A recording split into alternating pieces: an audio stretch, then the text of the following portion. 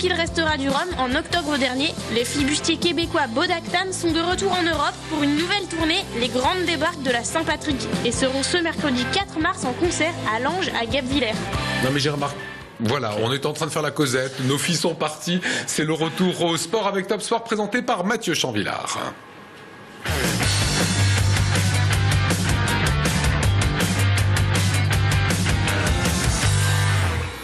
Salut à toutes et à tous, beaucoup de choses encore au programme du waterpolo, effectivement avec nos invités Sébastien Berenguel et Stéphane Metzger du Team Strasbourg, leur club qui accueille ce week-end, vendredi, samedi, dimanche, la Coupe de la Ligue de waterpolo. Les 8 meilleures équipes françaises se retrouvent à Strasbourg le temps d'un week-end pour un tournoi, le même format classique que la Leaders Cup. On va en parler en revenant en plus de Marseille avec un joli match nul. De la boxe également avec une Strasbourgeoise championne d'Europe, Stéphanie Ducastel a remporté samedi soir, a remporté une ceinture continentale.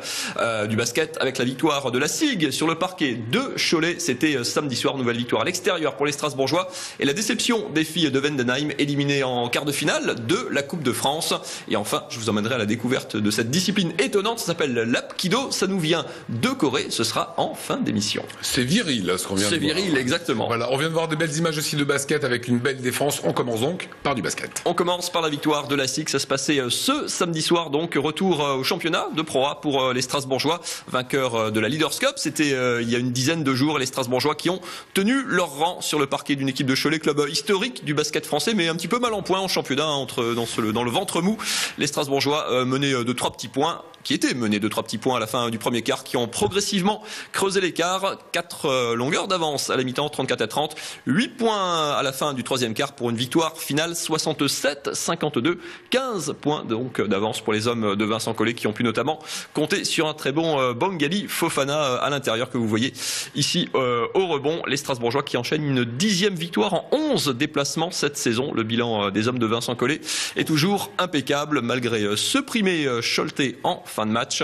Vincent Collet et ses hommes plus que jamais en tête du championnat de Pro A. Les Strasbourgeois qui ont d'ailleurs pris de l'avance encore sur Limoges, battu sur le parquet de Paris. Seul Nanterre colle encore un petit peu au basque des Strasbourgeois. Direction la Coupe de France pour les Alsaciens. Direction le Nord et Denain pour un quart de finale. Un autre trophée sur lequel lorgnent les Strasbourgeois qui recevront le Paris-Levallois justement samedi soir au Rhenus, coup d'envoi à 20h. La suite, elle l'a fait. Stéphanie Ducastel était notre invitée la semaine dernière. Elle est maintenant championne d'Europe. Elle est championne d'Europe. La Strasbourgeoise a 35 ans. Ça se passait ce samedi soir sur le ring de la salle Erad à Strasbourg au bras de son coach André Panza. Face à elle, une jeune Belge de 12 ans, sa cadette, 23 ans. Elle les fêtait d'ailleurs ce samedi soir. Jamila Gontarouk. Vous voyez dans deux vraiment oppositions de style, une boxeuse plus petite que Stéphanie Ducastel, beaucoup plus pugnace, beaucoup plus en mode, vous voyez, un petit peu bulldozer entre guillemets, beaucoup de coups, mais elle n'a pas forcément beaucoup touché. Tout s'est joué, les deux, ça a été un combat très équilibré qui s'est joué notamment au dernier round, le 10e. Aucune des deux filles n'est allée au tapis, mais ça a été très très serré, porté par le public, porté par son coach Stéphanie Ducastel. Ici, de dos, a mis les points et les touches qui vont compter. Au final, ça a été un combat très très serré dans une superbe ambiance. Elle est appelée Pitbulla. Pitbulla, c'est le surnom effectivement de cette jeune boxeuse belge. Vraiment opposition de style. Stéphanie Ducastel qui porte moins de coups, mais ça va payer d'un petit point. 97-96 pour un point pour une touche. La Strasbourgeoise revêtit donc cette ceinture de championne d'Europe des poids plumes. Nouvelle victoire pour l'Alsacienne. 14 titres de champion de France dans différents sports de combat. Une ceinture européenne désormais à la ceinture, parce que c'est très très large les ceintures de boxe. Chez les filles aussi. Écoutez la joie de la Strasbourgeoise et de son coach André Panza. Ah oui, très grosse émotion, le pointage était très serré. J'avais une adversaire qui était valeureuse, qui avait un palmarès ultra positif puisqu'on se combat 10 victoires et ça s'est joué à un point. J'ai fini plus fort, je pense que c'est ça qui a fait la différence. Je pense que je lui ai mis des belles touches, elle a quelquefois vacillé, elle est toujours revenue. Elle est très forte mentalement, physiquement, elle est jeune, elle tient le choc. Et elle est là, en plus, elle n'est pas là pour rigoler, quoi. On a vu un super spectacle. Je pense que tous les gens repartent contents. Ils ont vu un match fantastique avec des épreuves de force, des choses très techniques et de très belles stratégies. En tout cas, des changements de stratégie de la part de Stéphanie. Et franchement, c'était un très très beau combat. Voilà, ce garçon est un faiseur de titres. André Panza, il pouvait avoir la banane, mais il y croyait la semaine dernière quand il était sur ce plateau. On passe au waterpolo. Waterpolo, c'est l'événement de ce week-end en Alsace. Il y a beaucoup de choses le week-end prochain. Il y a notamment la Coupe de la Ligue de waterpolo. Ça se passe à la piscine de Lac-Ibitsenon. On va en parler avec nos invités. Le Team Strasbourg, qui est le club strasbourgeois, qui fait partie de l'élite, participe, organise en plus cette compétition. Bonsoir, messieurs. C'est un double challenge. Il faut organiser, il faut se préparer aussi. Vous revenez juste à dire un mot quand même sur le match de ce week-end, déplacement à Marseille. Le leader invaincu du championnat, vous avez mené une partie du match, vous revenez avec un match nul, 9 partout. Vous avez frôlé le gros exploit, ramener le nul, c'est déjà une grosse perf. Ouais, c'est une grosse perf. On est assez content du résultat. Maintenant, on aurait pu faire peut-être un peu mieux. Ça, c'est plus l'entraîneur qui va parler. Maintenant, je pense qu'on n'a pas pris de points à Marseille depuis plus de 20 ans, je pense. Donc, on est assez content du résultat. Et qu'est-ce qu'il dit l'entraîneur ? L'entraîneur, c'est pardon. D'accord. C'est parce qu'il a un double discours. Oui, c'est la troisième personne, l'entraîneur qui parle. L'entraîneur est content. Oui, l'entraîneur est satisfait. Voilà, il y a une différence entre Marseille et vous. Vous êtes arrivé à équilibrer les choses. Bon, il est difficile à satisfaire, l'entraîneur. Oui, non, mais voilà. Donc c'est un bon entraîneur. Les entraîneurs ne sont jamais satisfaits complètement. Coupe de la Ligue, c'est le même format. Si vous avez suivi le basket la semaine dernière, la Leaders Cup, quart de finale le vendredi, demi-finale le samedi ou match de classement pour les vainqueurs, finale le dimanche, c'est-à-dire 3 matchs en 3 jours. C'est une compétition qui un format très particulier alors qu'on est habitué à un match par saison. Comment on va appréhender, avec quel objectif on appréhende ce genre de rendez-vous?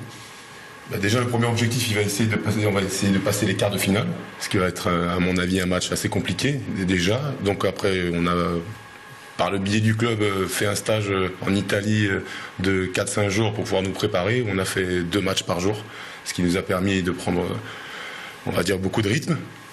Maintenant, on savait qu'à Marseille, ça va être un peu compliqué physiquement et on va petit à petit se préparer toute la semaine pour qu'on arrive en forme à ce vendredi, on espère à 100%. Qu'est-ce qu'il a manqué à Marseille pour faire la différence ? Je pense qu'à un moment donné, il nous a manqué un peu de banc. Et quand on joue contre une équipe qui a 13 joueurs de très haut niveau, où nous voilà, ça tourne plus, ils sont moins fatigués. Nous on a quand même 3, 4, 5 joueurs qui font pratiquement tout le match. Donc ça devient plus compliqué à la fin du match, mais malgré tout ça, on a réussi quand même à garder la tête jusqu'au bout. Stéphane Metzger, vous êtes le directeur sportif de cette équipe du Team Strasbourg. C'est cette Coupe de la Ligue que vous organisez, que le club organise. C'est aussi l'occasion de monter un événement, de faire parler du waterpolo, d'installer encore un peu plus ce club qui pourtant fait partie de l'élite française depuis très très longtemps. C'est l'événement pour marquer le coup. Disons qu'on se rend compte que pour faire développer le club, le résultat sportif brut, il suffit pas. À un moment donné, il faut créer une organisation, il faut créer une émulation, il faut que les gens aient envie de s'identifier au club. Et pour qu'ils s'identifient au club, il faut proposer quelque chose qui dépasse le cadre d'un simple match. Après, cette Coupe de la Ligue va nous donner l'opportunité de placer un niveau d'exigence au-delà de ce qu'on a pu voir avant en France, en tout cas dans le cadre du waterpolo. Est-ce qu'on a le public Alors a priori on a le public, depuis 2 saisons on y travaille beaucoup. Le début de la saison, d'un point de vue de la fréquentation, si on prend simplement le 14 février, jour de la Saint-Valentin, on était comble dans la piscine. On a fait la recette la plus grande de l'histoire du club, un 14 février, on était sceptiques. Donc effectivement l'organisation qu'on a mis en place, elle est un peu plus spectaculaire, ça commence à plaire, pas uniquement aux messieurs. L'idée c'est vraiment d'ouvrir la plus large possible, proposer des animations, spectacle, son lumière, des choses sympathiques. Voilà, c'est ce qu'on va voir. Alors vous restez avec nous, on continue un petit peu dans l'actualité, il y avait aussi du foot. Ouais, football féminin, déception pour les filles de Vendenheim. Elles jouaient un quart de finale de Coupe de France. C'était ce dimanche après-midi contre les filles de Rouen. Les 2 clubs évoluent en 2e division. C'était les 2 derniers escapés des 2. Ça se passait au stade du Val d'Ac. Il y avait un coup à jouer, une place à prendre, d'autant plus que le tirage au sort des demi-finales avait déjà été fait. Le vainqueur affrontait Lyon, le multiple champion de France. Et malgré tout, c'est pas passé pour les Fédinoises en rouge qui ont légèrement dominé cette rencontre, assez pauvre en occasion. Les frappes, vous l'avez vu, sont plutôt pour les rouges en 2e mi-temps. Pareil, quelques situations, quelques bons ballons dans la surface, mais pas d'occasion très très franche. La seule occasion pour Rouen, la seule frappe cadrée des Normandes. Il faudra attendre l'heure de jeu pour que Manon Heitz, la portière barinoise, touche quasiment son seul ballon de la rencontre, et la balle de match, elle sera pour les Fédinoises. Ce coup franc dévié sur la transversale par la gardienne rouennaise, mais ça ne passera pas. 0-0, il n'y a pas de prolongation chez les féminines, ça se joue donc au tir au but, et là les Normandes vont faire un sans faute, là où les Alsaciennes vont connaître 2 échecs. La balle de match pour une tireuse normande, et c'est elle qui expédie finalement Rouen affronter Lyon en demi-finale. Déception évidemment pour les filles de Vendenheim qui vont devoir finir la saison un petit peu en roue libre, se consacrer au championnat avec toujours l'espoir de continuer à développer le club et espérer retrouver la première division dans quelques années. Écoutez la déception des Fédinoises et de leur entraîneur Richard Mazeran. Très déçu, oui, c'est sûr. Mais bon, après, pendant le match, on avait quelques occasions, on aurait dû les mettre au fond. Bon, après, le match, très dur, parce que bon, l'envie des deux côtés, donc c'était un match dur, difficile. Quand tu peux recevoir Lyon, pour le club, c'est clair qu'on manque un gros coup, mais aussi pour les joueuses, pour le coach, pour tout le staff. Je pense que tout le monde avait la tête. Les deux équipes étaient motivées pour ça. C'est une motivation supplémentaire, mais justement, peut-être le stress, la surmotivation, on n'a pas joué aujourd'hui totalement notre football, notre jeu léché qu'on fait d'habitude. On a beaucoup dégagé et on a fait le jeu un peu de Rouen. Allez, un petit quiz à Sébastien et Stéphane, nos invités. Savez-vous ce qu'est l'apkido ? Bah non. Voilà, il y en a qu'un qui le sait d'ailleurs. Parce que moi je vais découvrir le sujet aussi. C'est presque ça. Et en plus on devait le passer il y a plusieurs semaines déjà et à chaque fois on le décale. C'est pour aujourd'hui. C'est un sport de combat plutôt art martial, très branché self-défense. Ça nous vient de Corée. Vincent Bessières leur a rendu visite et vous explique tout ça. L'apkido, un sport de combat venu de Corée, à ne pas confondre avec l'aïkido, et pourtant ces arts martiaux se ressemblent. Le but, neutraliser son adversaire au moyen de techniques d'étranglement, d'actions conjuguées sur les tendons et les muscles et de frappes directes sur les points vitaux. Pour ce faire, l'apkido utilise les prises de nombreux sports de combat. Dans l'apkido, on peut avoir un côté des frappes de pied comme les taekwondoïstes. On peut voir les projections comme les judokas. On peut voir les techniques comme aikido. On peut avoir les techniques de sol comme les jujutsu. On peut avoir la boxe coréenne. On peut voir un peu de tout. Il faut être passionné parce que ça ne se pratique pas en un mois ou un an. Mais vraiment, pour être un bon pratiquant d'apkido, il faut avoir entre 4 et 5 ans minimum. En France, l'apkido est surtout pratiqué en self-défense. Lors des compétitions, le but est de démontrer, devant un jury, un enchaînement de techniques qui permet la maîtrise de son adversaire. Au vu de la violence des coups, les combats sont des simulations. On combat contre un coéquipier avec qui l'on a préparé ces enchaînements. Le but du jeu, c'est de démontrer la technique du self-défense, l'efficacité de la technique pour mettre l'adversaire à terre. Donc il y a deux équipes de deux. Et celui qui démontre la meilleure technique qui permet de maîtriser l'adversaire permet de gagner des points au niveau du jury.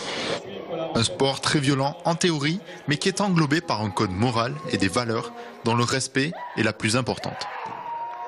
Les valeurs de l'apkido, c'est le respect, l'humilité et surtout aussi c'est la correction, c'est-à-dire se dépasser un petit peu dans la vie de tous les jours par le sport, aller un petit peu au-delà de ses limites, quoi.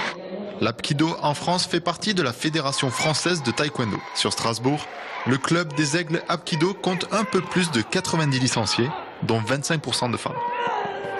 Enfin, quand le gars il tape la main en disant lâche-moi, il met du temps à comprendre. Ouais, c'est ça, ceux qui tapent la main, ça veut dire tu me fais vraiment mal, maintenant il faut me lâcher. C'est efficace, vous voyez.